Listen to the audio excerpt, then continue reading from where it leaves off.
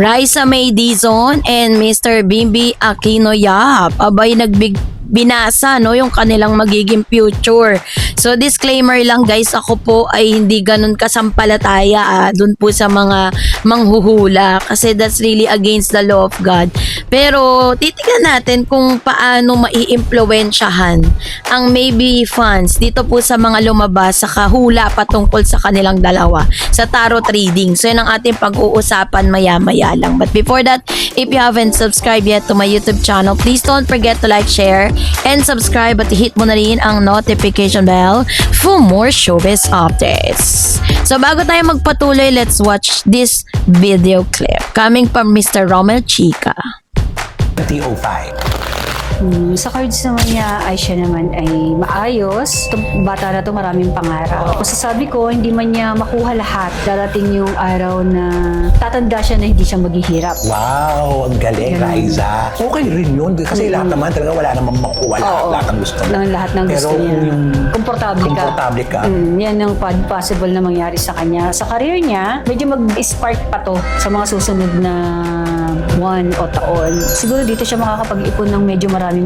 After nun, tataas tas parang biglang bababa pagdating sa karera. Pero ganun pa man, kahit pa paano, ang masasabi ko na lang sa kanya, mag-ipon siya. O pag dumating yung panahon na dumating talaga tong peak ng kanyang kasikatan, ipon siya ng mag-ipon. Kasi ito ay magiging pansamantala lang. Kamusta ang love team niya? Siyempre, hindi natin sabihin karelasyon, love team. Okay naman, nag-enjoy naman siya dito. Kumbaga maganda naman din yung tandem nila. Kaya nga lang ay tulad ng sinabi ko, darating yung sitwasyon na magiging maningning siya and then after nun, bigla lang mawawala. So, iinit ulit siya. Bibigyan pa siya ng isang chance na iinit mo ulit siya. Ay, maganda na rin. At least may chance pa, Raisa. Naman. Meron bang manliligaw si Raisa? Sa cards, meron naman. May mga nanliligaw naman sa kanya. Kaya nga lang kasi nakafocus kasi to, kung makikita mo, sa trabaho. So, para sa kanya ngayon, parang wala ka munang puwa.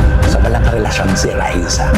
Okay, next. Doon naman tayo pumunta sa kalab team niya na si Bimbi Aquino. Ayan, James Carlos Aquino Yap Jr. April 19, 2007. Ang kanyang singing career. Parang hindi din kasi ito yung kanyang path, yung pag-aartista o kung ano pa man. Hindi eh. Hindi ito. Kung ang tanong mo kung sisikat siya, negative eh. Hindi. Meron siyang ibang dapat pagtuunan. Kung sila ay may negosyo, maaaring doon na lang siya dapat mag-focus. Pero sa pag-aartista, Sa pag-aartista kasi, hindi niya may hit ang kasikatan ng kanyang ina. Hindi. Hindi niya mamamana yung kasikatan ni Miss Chris. So, kung mag-ship siya o magpapalit siya, kung ang gagawin niya ay magiging businessman o magpapatakbo ng negosyo, nandun siya. Doon siya mas papatok. Yun talaga yung career na nakalaan sa kanya. Magtatagal ba siya sa Itbulaga? Magtatagal naman. Tulad ng sabi ko, pwedeng magduktong kasi yun sa kanila ni Raisa. O pwede kasi na dadating yung panahon na pareho silang aangat and then sabay din silang bababa. Lalo na sa kanya, hindi yan yung para sa kanya. Hindi showbiz ang para sa kanya. Kung relasyon naman ang pag-uusapan natin, masaya naman siya. O girlfriend, masaya naman siya. Meron mo siyang karelasyon? Ayan. Ano yung karelasyon si Bimbi? May nagpapasaya sa kanya. Masaya naman siya. Itong bata naman na to, positive naman to sa totoo lang. Ito yung batang positive. Sa lahat ng bagay sinusubukan niya. Kung siguro hinahanap din niya kung ano yung Kung saan siya. i-fit sa kanya. Ganun. Kasi nasa stage siya ng gano'n. Na hinahanap pa niya. Wala namang negative sa kanya. So lahat ito, willing niyang itry. Galing. Lahat. Tama yan. Kasi pag subok ng subok, mahahanap mo kung saan ka talaga mag-enjoy. Ganyan lang siya ngayon. Wala naman din akong masamang mangyayari. Wala naman. Basta ano lang siya, alam mo yun, sinusubukan lang niya lahat ng bagay. Galing. Kaya good luck, Bimbi. Correct. Next, Sarah Geronimo. Kung atin pong ibubuod, no, ito pong video na ito, dito po tinignan dito yung Raisa May career driven and securing the bag or career trajectory and growth. Maayos at steady ang takbo ng karera ni Raisa. Puno siya ng mga ambisyon at pangarap para sa sarili at sa kanyang pamilya.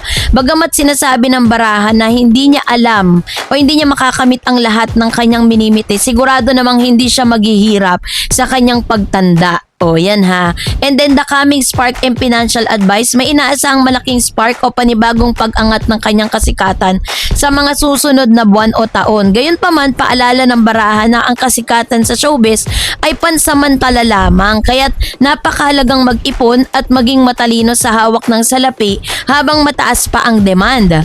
And of course, hindi rin po nakalimot no, na magbigay ng opinion patungkol sa kanyang love life status. Nakatuon ang kanyang buong atensyon sa trabaho at personal na pag-unlad, pero ngayon ay masasabi daw na zero romance muna sa kasalukuyan habang binubuo niya ang kanyang pangarap. So parang sinasabi dito na parang dream first before the love life, no? Si Bimbi naman po, Bimbi Aquino pivot to business over showbiz. Sa showbiz versus business, sinasadya man o hindi, lumalabas sa barahan na hindi talaga pang showbiz ang kapalaran ni Bimbi sa katagalan.